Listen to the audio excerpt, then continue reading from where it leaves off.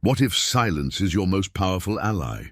In times of emotional turmoil, in a world that constantly demands action, noise and validation, what if the real secret to power lies in stillness? The truth is that we often believe that in order to attract, to succeed, to become, we must be constantly moving, constantly chasing. But what if the opposite is true? What if it's not the chase that draws people in, but the calm, unshakable center from which we operate? Take a moment and breathe. Think about how often you feel the pressure to perform, to react, to seek approval. Society tells us we need to be always striving, always proving our worth, yet deep down, there's an ache and invisible yearning for something deeper. A quiet voice inside, telling you that what you seek is outside of you, but within that. It's not about how loudly you speak or how quickly you move. It's about what happens when you stop chasing, when you step into the stillness of your own soul. This is the shocking truth.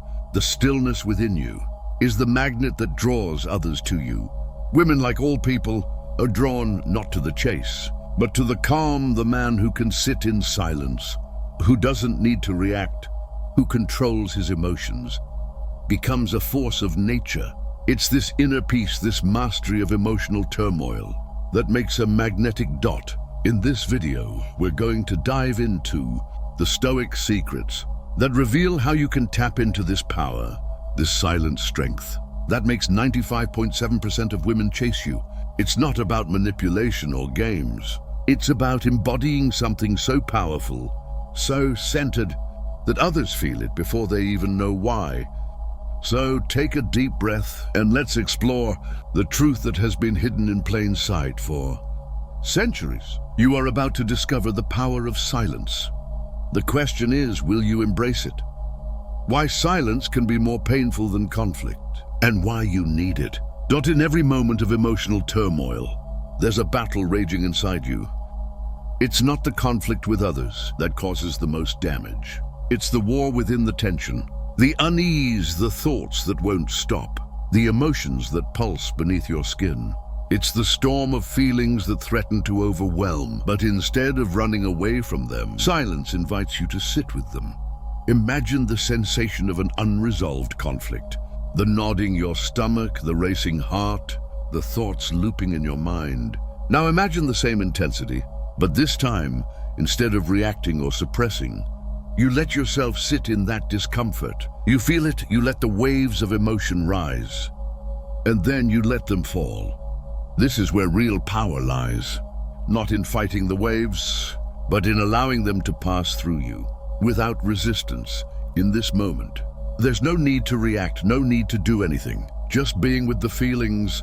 This is the silent war, the battle for emotional control. The fight between reacting from impulse and sitting in the space between stimulus and response. Most people fear this space. They think it's weakness, but the truth is, it's where your power resides. It's easy to believe that to be strong, you must take action. Shout your truths, fight for what you want.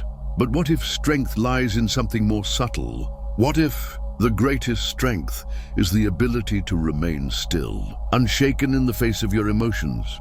When you can sit in silence with your emotions, when you can let them rise and fall, without giving in to them, you become unbreakable. And that is a power no one can take from you. This is the first step to true mastery, the mastery over yourself. This battle is not about winning, in the conventional sense, but about finding peace in the chaos. The next time you feel that emotional pull, that urge to react, pause. Take a moment to feel what's really going on inside. And instead of letting it control you, allow it to pass through you. That's when you'll see just how powerful silence truly is. The greatest mistake most people make when searching for inner peace. So many people are out there searching for peace, desperately trying to find that elusive calm. They seek it in the form of a perfect situation, a perfect relationship, or a perfect environment. They believe peace will come when everything in their life aligns just right. But there's an invisible error in this thinking. The more you try to control peace, the more it slips through your fingers. The mistake lies in the belief that peace is something external, that if you just arrange your life in the right way, if you get the perfect job, the perfect partner, the right balance of time, you will finally feel at ease. But the truth is, trying to control your emotions, your circumstances, your reactions only strengthens your inner turmoil. It's the illusion of control that keeps you trapped in a cycle of never-ending striving. What if the key to peace is actually in surrender? What if it's not about fixing or changing everything, but about accepting what is? When you stop trying to force your life into a mold that fits your ideal, you stop fighting against the flow of life. The moment you stop struggling to control everything is the moment you allow peace to enter. The irony, the more you try to control your emotions, the more they control you. Imagine for a moment the mind as a garden. You may want it to be filled only with beautiful flowers, but the weeds always seem to grow. You can spend all your energy pulling them out, only to find more sprouting up in their place. Or you can choose a different approach. Stop fighting the weeds and instead focus on planting flowers. Epictetus taught us that the secret to inner peace lies not in battling our negative emotions, but in cultivating the positive ones. By accepting the weeds as part of the garden, we make space for beauty to flourish. So stop fighting the chaos. Instead, focus on nurturing the calm, allowing it to grow from within. True peace isn't about forcing things to go your way. It's about surrendering to the flow of life and watching your inner garden bloom on its own. This shift from control to surrender is where the real magic happens. Peace isn't something you can chase or force. It's something you must allow. And when you do, you'll find that it was there all along, waiting for you to stop fighting for it. What Epictetus would say about your emotional outbursts. In moments of intense emotion, we often believe that letting our feelings explode is a release of power, anger, frustration, jealousy, even excitement. These emotions feel like fire, burning brightly and forcefully. We think by expressing them, we are taking control of our internal world. But in truth, every emotional outburst is a surrender, not a victory. It's a moment where we've lost control, where the fire has taken over, and we're left burned by its intensity. Epictetus, one of the greatest Stoic philosophers, would tell us that emotional outbursts are not a demonstration of strength, but of weakness. True mastery over our emotions doesn't come from letting them run wild, but from calmly observing them and choosing our response. The person who can remain steady in the storm is the one who truly controls the forces within. Think of a raging storm. When the winds blow and the rain falls, the trees that resist the pressure break. But the trees that bend, those that remain flexible, that don't fight the storm, stand tall long after the winds have passed. Your emotions are like the storm. They may feel overwhelming, but fighting against them only weakens you. Instead, the key is to bend with the storm, to feel your emotions fully, without letting them sweep you away. The real power lies not in repressing emotions or letting them explode in violent bursts, but in being able to sit with them, understand them, and choose a measured response. When you practice emotional mastery, you regain control of your reactions, and with this control comes an immense sense of freedom. You don't need to be swept away by the tides of your emotions. You can float calmly with purpose and direction. That in the science of emotions, there's a fascinating connection to the brain's amygdala, the part that triggers our fight or flight responses. When we experience a rush of emotion, this part of the brain goes into overdrive. But through practice, we can train ourselves to not be hijacked by our amygdala.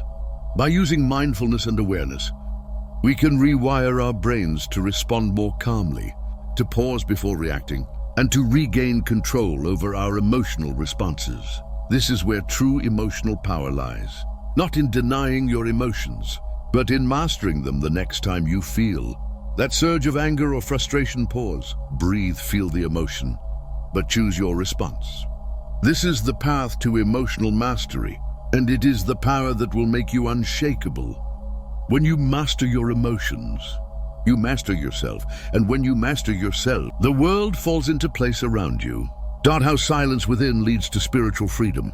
There's a quiet strength and stillness, strength that doesn't demand attention or recognition, but instead flows from within, unnoticed by the chaos outside.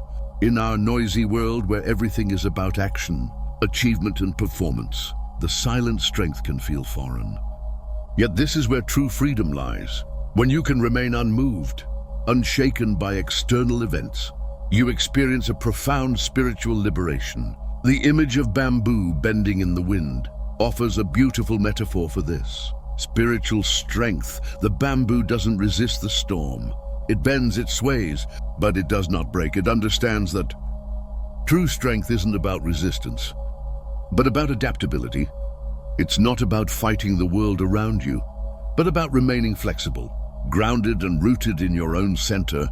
The world will always have its storms, chaos, confusion and conflict. But the man who can bend without breaking is the one who remains unshaken. In the same way, your inner stillness can become a shield. It is not a passive withdrawal from the world, but a deliberate choice to remain centered. Amidst the chaos, the more you allow yourself to cultivate this inner calm, the more resilient you become. The world does not need you to fight its battles. It needs you to be calm, to be the rock in the storm that others can lean on. When you embody this stillness, you exude a quiet confidence that attracts the right energy, the right people, and the right opportunities into your life. But here's the catch. Most of us mistake external action for inner strength. We believe that by engaging in every battle, whether external or internal, we are proving our worth. But in truth, it's the ability to withdraw, to remain unmoved in the face of conflict, that demonstrates the highest form of strength. It's easy to become caught up in the noise of the world, to be constantly reacting, constantly pushing against things. But true power comes from the ability to stop, to withdraw, and to find your center. When you embrace stillness, you open the door to a deeper connection with yourself and the world around you. You no longer need to prove anything. Your calm presence becomes magnetic, drawing in what you need without the need to chase. The more you become rooted in your own silence, the more the world around you will align with that. Inner peace. True freedom comes not from fighting or forcing, but from simply being unshaken, unmovable, and at peace with yourself. This is the power that resides within you, waiting for you to tap into it. And when you do, you'll find that you don't need to chase anything. Everything you need will come to you naturally. Drawn by the stillness of your being. What happens when you stop chasing and start embodying inner peace? When you stop chasing and start embodying inner peace, everything changes. The frantic search for approval, for external validation dissipates. You no longer feel the need to perform, to prove yourself, or to chase after things that once seemed so important. Instead, you discover the quiet power that comes from knowing you are enough. Just as you are in this state of inner calm, you realize that everything you seek from the outside world is already within you. The truth about self-validation is this: it's not about waiting for the world to give you permission to be yourself. It's about recognizing that you have the power to validate yourself. When you stop looking for approval from others, when you stop chasing after fleeting external rewards, you tap into a deeper, more authentic source of confidence. You no longer need the world to tell you who you are. You know who you are, and that is enough. A moment of reflection. Think about the times you've been caught in the cycle of seeking validation. How did it feel? Perhaps it brought a fleeting sense of accomplishment, but ultimately it left you feeling empty. Now contrast that with moments when you felt fully at peace with yourself, when you didn't need to seek anything outside of yourself to feel complete. The difference is profound. The quiet strength of inner peace is magnetic. It draws people and opportunities to you without effort. You become the center of your own world. And from that place of centeredness, everything you need will find its way to you. The Stoics' final gift: by mastering yourself, you become a magnet for everything you desire. You don't need anyone's approval to thrive. True strength lies in your ability to remain calm, centered and unshaken, no matter the chaos around you. The moment you stop chasing, you begin to attract. And when you attract from a place of inner peace, everything you desire will come to you, not because you're chasing it, but because you embody a dot. In this quiet space, you are enough. You always have been. And when you fully realize this, you'll see how effortlessly the world begins to bend in your favor.